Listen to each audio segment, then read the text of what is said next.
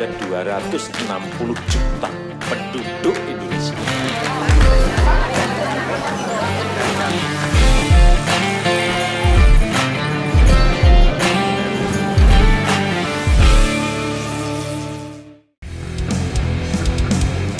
Penjelajah Badan Penerbangan dan Antariksa Amerika Serikat (NASA) dikabarkan sedang bersiap untuk mengumpulkan sampel batuan pertamanya dari situs dasar Danau Purba dalam misi Perseverance atau misi terberat dan tercanggih untuk mencari tanda-tanda kehidupan masa lalu di Mars. Misi tersebut dimulai dari pengumpulan sampel bebatuan di Mars yang akan dibawa ke bumi untuk diteliti. Tim ilmuwan percaya Mars pernah menjadi rumah bagi Danau Purba yang berpotensi menciptakan kebutuhan untuk makhluk hidup.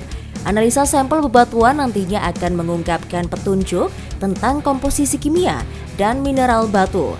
Apakah bebatuan tersebut dibentuk oleh gunung berapi atau senyawa kimia lainnya?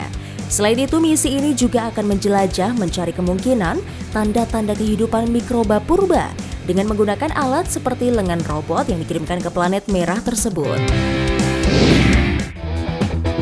Sebelumnya, tim ilmuwan percaya sekitar 3 miliar hingga 4 miliar tahun lalu terdapat kawah yang mereka beri nama Jezero. Pada waktu itu, pengorbit Mars telah mengumpulkan gambar dan data lain dari kawah Jezero dari jarak 322 km dari antariksa. Untuk mengakomodir kepastian tanda-tanda kehidupan di planet ini, maka NASA membentuk misi Perseverance ini guna pemeriksaan lebih dekat. Misi ini bertujuan untuk mencirikan geologi planet dan iklim masa lalu di sana.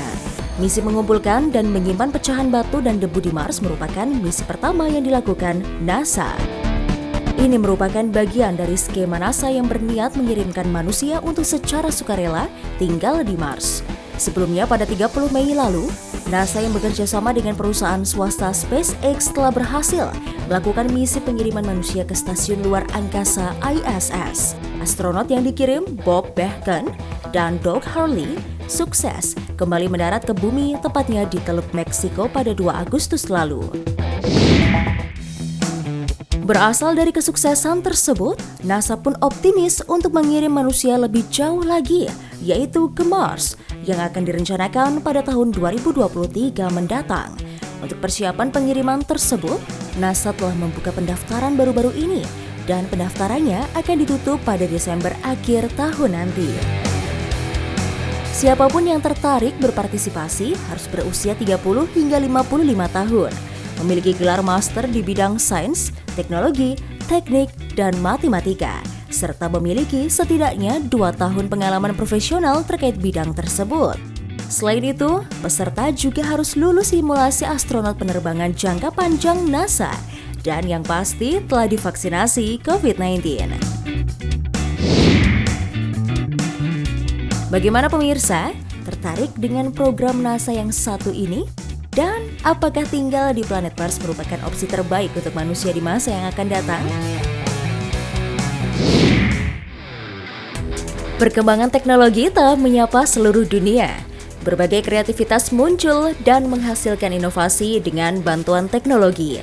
Salah satunya seperti yang dilakukan 2 anak muda di Kenya yang berhasil menciptakan tangan biorobotik prostetik atau lengan yang bisa dikontrol oleh sinyal dari otak, layaknya anggota tubuh. Kedua pemuda tersebut adalah David Gatu dan Moses Kinyua yang merupakan 2 mahasiswa dropout dari universitas di Kenya karena masalah biaya. Namun keluar dari kampus tidak menghentikan mereka dalam berkreasi. Dengan pendanaan terbatas, mereka pun sukses menciptakan tangan biorobotik dengan skill engineering yang mereka pelajari secara otodidak. Tujuan mereka pun menciptakan alat ini terbilang mulia, yaitu ingin membantu dan memberikan kesempatan lain untuk orang-orang yang telah kehilangan anggota tubuhnya. Melalui robot ini, sinyal pada otak pengguna akan diubah menjadi arus listrik dengan menggunakan headset yang digunakan oleh pengguna. Arus listrik kemudian akan mengirimkannya ke sirkuit robot, sehingga proses tersebut akan memberikan kemampuan tangan untuk bergerak. Penemuan hebat 2 pemuda berbakat ini pun langsung diapresiasi oleh pemerintah Kenya. Mereka menyatakan penemuan tangan biorobotik prostetik ini merupakan bagian dari teknologi yang akan membawa kemajuan dalam bidang kesehatan di dunia. Kehadiran tangan biorobotik ini tidak hanya akan membantu para penyandang disabilitas, tapi juga akan meningkatkan ekonomi di Kenya. Namun sayang, meski mendapatkan dukungan luar biasa dari pemerintah setempat, penemuan hebat dua pemuda Kenya ini belum bisa diproduksi secara besar-besaran karena masalah pendanaan. Maka dari itu, hingga kini mereka masih menunggu perusahaan atau donatur untuk memproduksi karyanya secara massal. Sementara itu, di belahan benua lain, perusahaan teknologi Brianco di Amerika Serikat juga telah menciptakan teknologi serupa. Bahkan, tangan robot tersebut juga sempat dipamerkan dalam gelaran pameran teknologi Consumer Electronics Show atau CES tahun lalu di Las Vegas. Saat ini, teknologi tersebut sedang menunggu persetujuan dari Departemen Kesehatan Amerika Serikat dan diharapkan dapat segera dipasarkan akhir tahun ini. Perusahaan tersebut memang belum merilis secara resmi harga tangan biorobotik tersebut.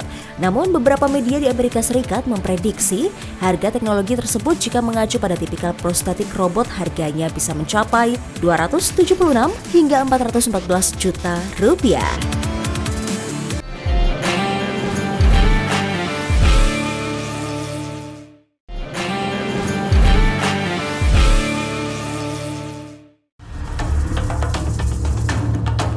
Diktator adalah seorang pemimpin negara yang memerintah secara otoriter dan menindas rakyatnya. Padahal di sisi lain, kediktatoran dalam artian pemerintahan yang kuat sedikit banyak ada manfaatnya.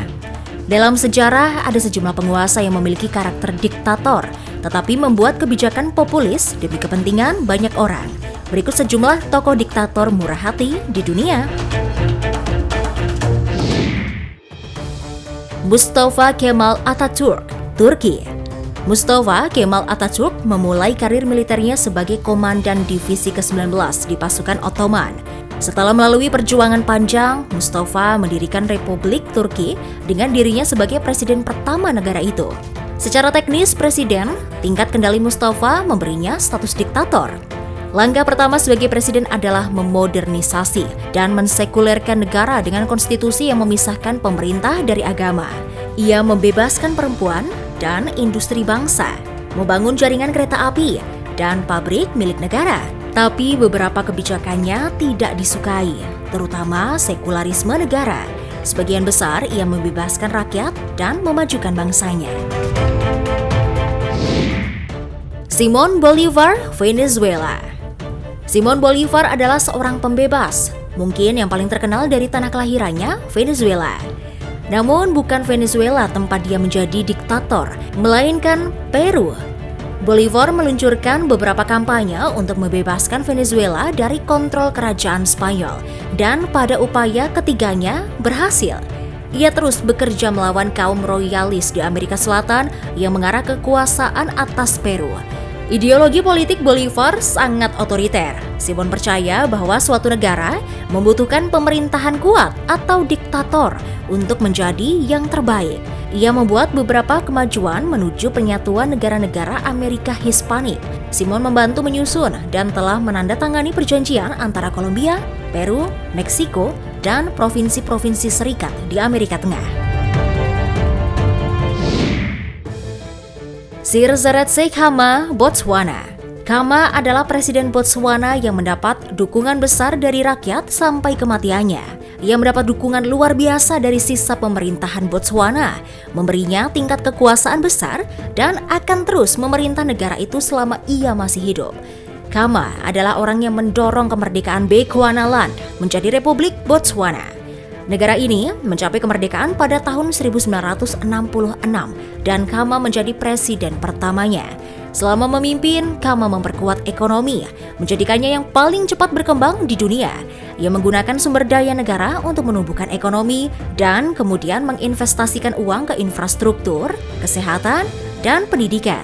Khama menjabat presiden sampai kematiannya pada 1980. Frederick the Great, Prusia. Frederick adalah penguasa Prusia ketiga. Prusia salah satu negara besar di Eropa saat itu. Ia sangat penting dalam menyebarkan dan memperkuat ide-ide pemerintahan yang tercerahkan, zaman pemikiran.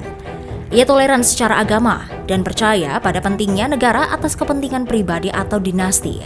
Frederick memperbaiki dan membakukan sistem peradilan Prusia, termasuk melarang penyiksaan.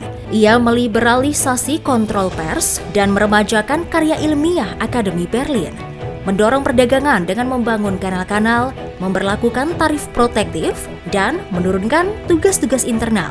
Semuanya sebagai bagian dari pekerjaannya memperkuat ekonomi Prusia. Peisistratos, Yunani.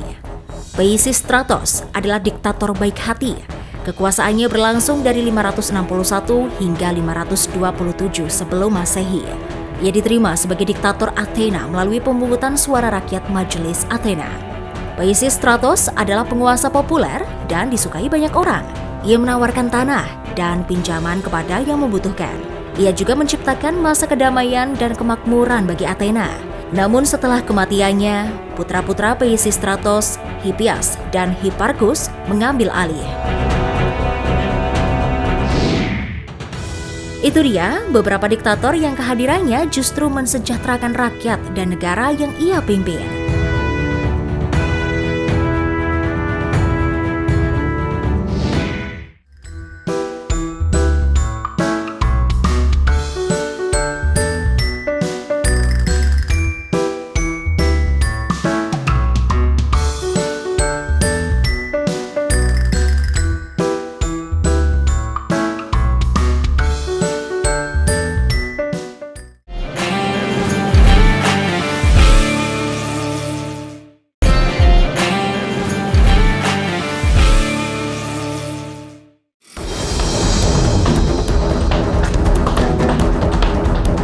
Ada beberapa tangga di dunia yang membuat orang takut menaikinya dan menuruninya. Sudut yang curam dan tinggi juga membuat tangga-tangga di dunia ini dihindari oleh banyak orang. Namun terkadang tangga-tangga tinggi dan menyeramkan ini juga menjadi magnet bagi sebagian orang untuk menguji keberanian. Berikut ini, Top Files telah merangkum tangga tertinggi dan paling menyeramkan di dunia versi Top Files. Tangga pertama ada Florli Stairs di Norwegia. Sebelum membicarakan tentang tangga mengerikannya, mari kita bahas dulu pembangkit listrik raksasa Florli Power Station. Pembangkit listrik tenaga air ini dibangun pada tahun 1917 dan mulai dibuka pada tahun 1918. Mengapa kita membicarakan pembangkit listrik ini? Itu karena di Florli Power Station terdapat sebuah tangga yang dianggap menjadi tangga terpanjang kedua di dunia. Tangga Florli memiliki 4.444 anak tangga yang terus naik hingga setinggi 739 meter. Tangga Florli menjadi tangga terpanjang kedua di dunia yang terbuat dari kayu. Karena terbuat dari bahan kayu, setiap langkah akan menimbulkan suara derit. Menaiki tangga Florli bukanlah hal yang mudah, tapi begitu sampai di puncak, kalian bisa merasa puas setelah menyelesaikan tantangan ini.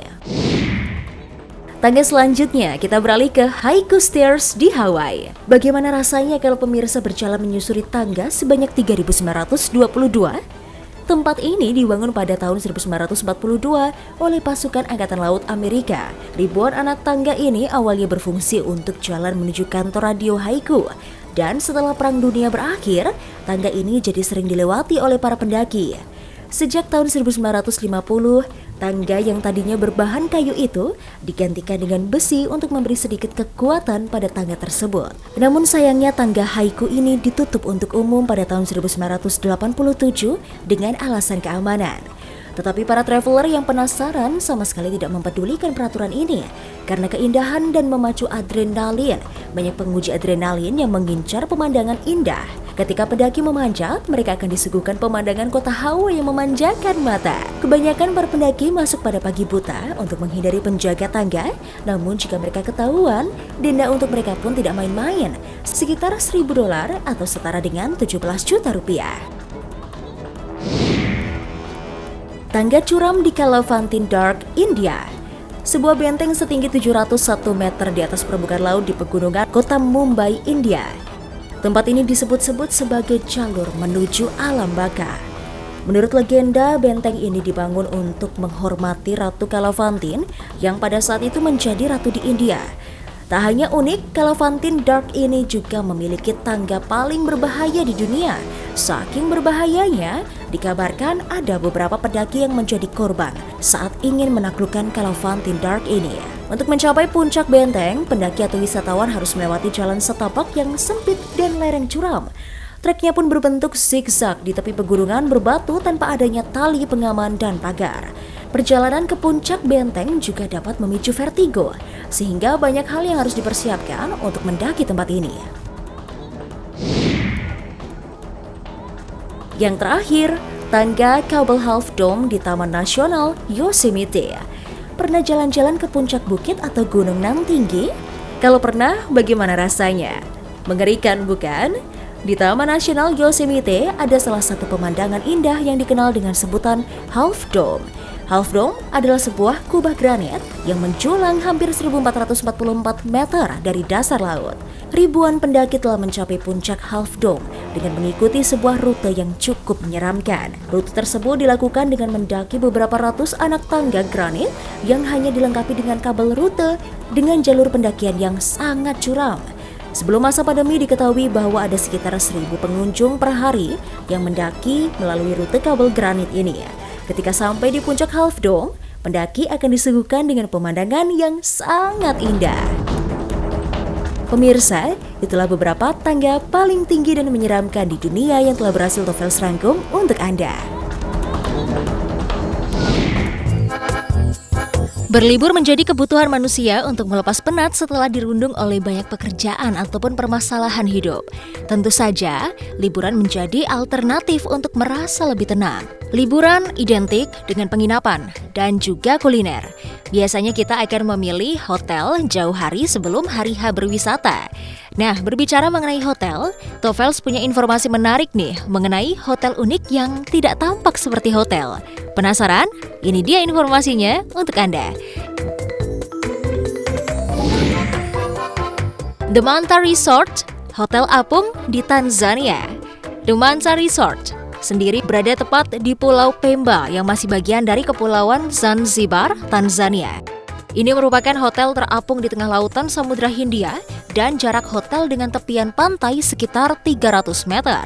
Hotel ini memiliki 2 ruangan dengan fasilitas mewah dan teras untuk berjemur ataupun menikmati indahnya bintang di langit dari atap hotel. Uniknya lagi, di sini terdapat kamar tidur dengan kedalaman 13 meter sehingga Anda bisa menikmati pemandangan ikan warna-warni yang menakjubkan. Untuk menginap di sini, kamu hanya perlu merogoh kocek 3-6 jutaan rupiah saja. Yuk menabung agar bisa berkunjung ke sini, pemirsa. The Crane Hotel di Amsterdam. Jika pemirsa adalah tipikal orang yang tidak takut ketinggian, boleh dicoba nih ya, Hotel The Crane. Sensasi menginap di tempat yang berada di ketinggian 50 meter. Hotel ini terletak di NDSM Plein 78, Amsterdam. Tidak biasa, hotel ini terbuat dari kren yang biasanya digunakan dalam bidang konstruksi mengangkat kontainer. Bahkan sampai saat ini, kren tersebut masih bisa berputar 360 derajat loh pemirsa. Hotel ini menawarkan fasilitas mewah seperti hot tub, penghangat ruangan, dan pemandangan kota Amsterdam. Setiap kamar memiliki ketinggian 17 meter dan luas kamar 35-50 meter persegi. Untuk menginap di hotel ini, Anda harus merogoh kocek hingga 13 juta rupiah per malam untuk 2 orang dewasa. Hotel Magic Mountain di Hilo Hilo Reserve, Chili. Jika tadi ada hotel berbentuk crane, kali ini di Chili ada hotel berbentuk gunung. Hotel ini berada di cagar Hilo Hilo yang dikelilingi 60.000 hektar hutan Valdivian, memiliki sumber air panas alami, danau yang belum dijelajahi, dan akses langsung ke gunung berapi Mokokoswinko. Hotel ini memiliki air terjun yang mengucur dari puncak pondok hotel ini, juga dikelilingi pepohonan yang menakjubkan. Fasilitas di dalamnya terdapat bak air hangat yang terbuat dari kayu pohon yang sangat besar. Selain itu, kita juga bisa menikmati suasana seolah berada dalam gunung vulkanik dengan fasilitas Volcano Arena yang terdapat di dalamnya. Tarif menginap di hotel ini sekitar 2,5 sampai 4 juta rupiah loh pemirsa. Selanjutnya ada Hotel Pohon di Harad, Swedia. Hotelnya mirip UFO. Yang terakhir dan paling unik, ada hotel yang berbentuk mirip UFO pemirsa. Di Swedia, Anda bisa merasakan menginap di dalam UFO yang terletak di antara pohon-pohon besar. Lokasinya di Harads, Norrbotten County, Swedia, dekat dengan Sungai Luleå dan berjarak 100 km dari Bandara Luleå. Hotel dengan konsep luar angkasa ini memiliki luas 30 meter persegi dan dapat digunakan sampai 5 orang. Pengunjung bisa merasakan udara segar dan pemandangan indah dari hutan hijau, Sungai Luleå, dan lembah yang membuat nyaman. Untuk menginap di sini Anda harus merogoh kocek sekitar 7 juta rupiah saja pemirsa. Pemirsa, itu tadi deretan informasi hotel yang tampaknya tidak seperti hotel ya pemirsa yang sudah Tovel serangkum untuk Anda.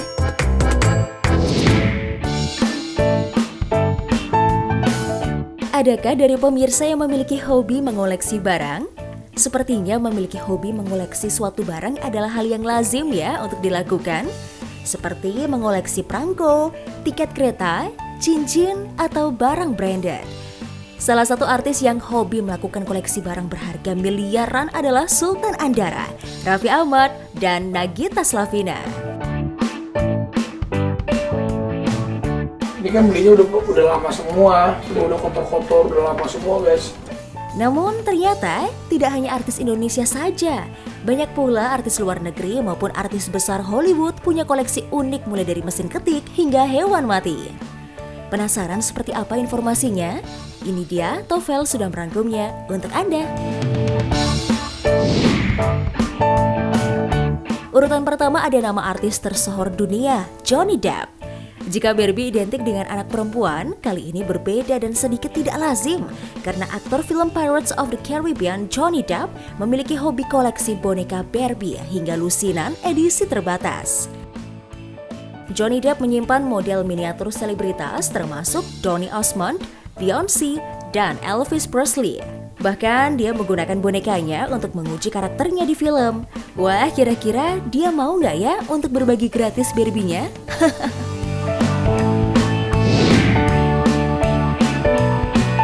Beralih ke aktor senior Tom Hanks yang punya hobi koleksi mesin ketik jadul. Sepertinya anak zaman sekarang tidak mau nih jika diminta mengetik dengan mesin ketik jadul. Walaupun begitu, mesin ketik masih memiliki banyak peminat, salah satunya Tom Hanks. Dia menerima mesin ketik pertamanya ketika baru berusia 19 tahun dan sekarang koleksinya semakin banyak menjadi lebih dari 120 mesin ketik. Dia mengatakan, mesin jadul tersebut membantunya merasa membumi setelah masa kecil dihabiskan bergerak dengan beberapa barang permanen.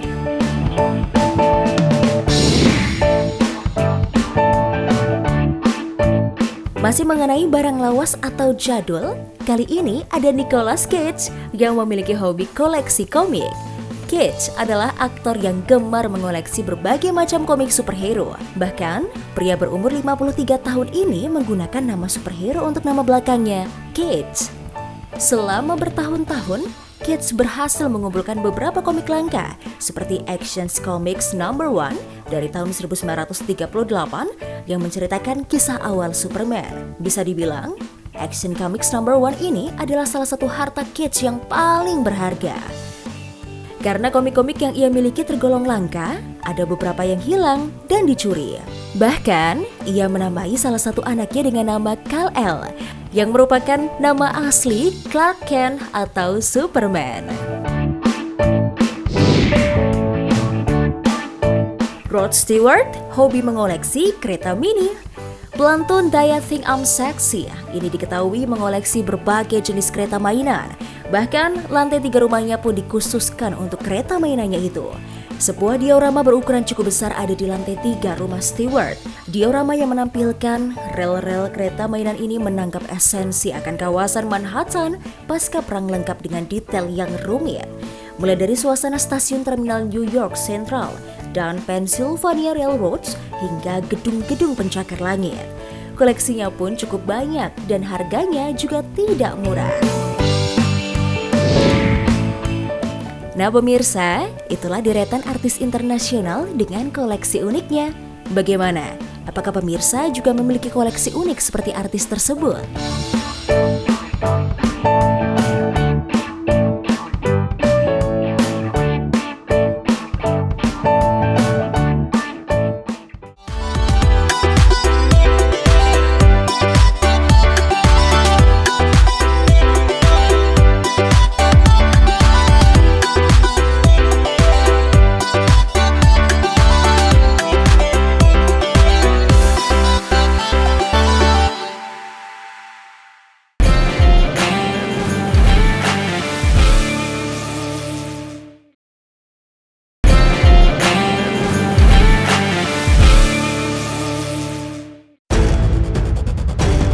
Tidak hanya pemeran utama serta jalan cerita dalam pembuatan film, tentu saja diperlukan penunjang lainnya untuk mendapatkan hasil yang terbaik. Di antaranya adalah properti dan juga efek. Namun siapa sangka, banyak film yang menggunakan benda-benda tiruan dan terlihat sangat nyata. Uniknya benda-benda tersebut terbuat dari makanan. Apa sajakah itu? Berikut Tovel telah merangkumnya untuk Anda. Darah. Banyak film yang mengharuskan para pemainnya terlihat seperti sedang terluka hingga berdarah. Dan hampir semua pembuat film memiliki cara tersendiri untuk membuat cairan yang menyerupai darah.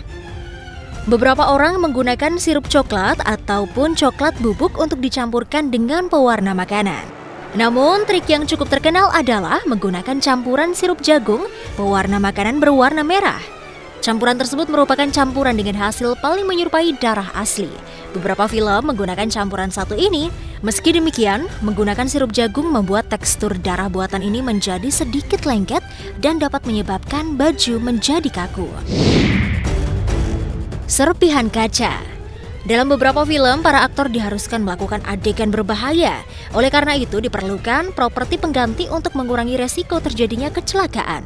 Maka dari itu, kaca yang terlihat pada beberapa adegan berbahaya sebuah film bukanlah kaca asli. Kaca tersebut sudah diganti dengan kaca buatan.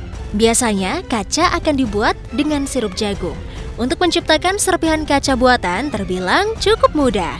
Gula dicampurkan dengan air serta sirup jagung. Beberapa pembuat film juga menambahkan pewarna makanan agar kaca terlihat semakin nyata. Tak hanya berbentuk serpihan kaca, sirup gula juga dapat dibentuk menyerupai botol kaca. Muntah. Oatmeal dikenal sebagai salah satu makanan sehat yang biasa disantap saat sarapan. Tak hanya itu, oatmeal juga bisa menjadi topping tambahan pada smoothies. Namun ternyata oatmeal juga populer di kalangan pembuat film. Beberapa orang biasanya akan merancang efek spesial ataupun metode yang akan digunakan saat beradegan muntah.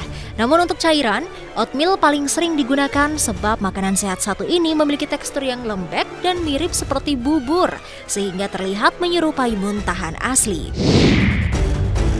Busa. Tak hanya muntah, beberapa adegan film juga memperlihatkan para aktor yang sedang mengalami keracunan, hingga mulutnya pun berbusa. Untuk mendapatkan efek tersebut ternyata tidaklah sulit. Biasanya bahan makanan yang digunakan adalah bubuk serbet. Bubuk tersebut biasanya terbuat dari baking soda dan citric acid sehingga dapat mengeluarkan buih.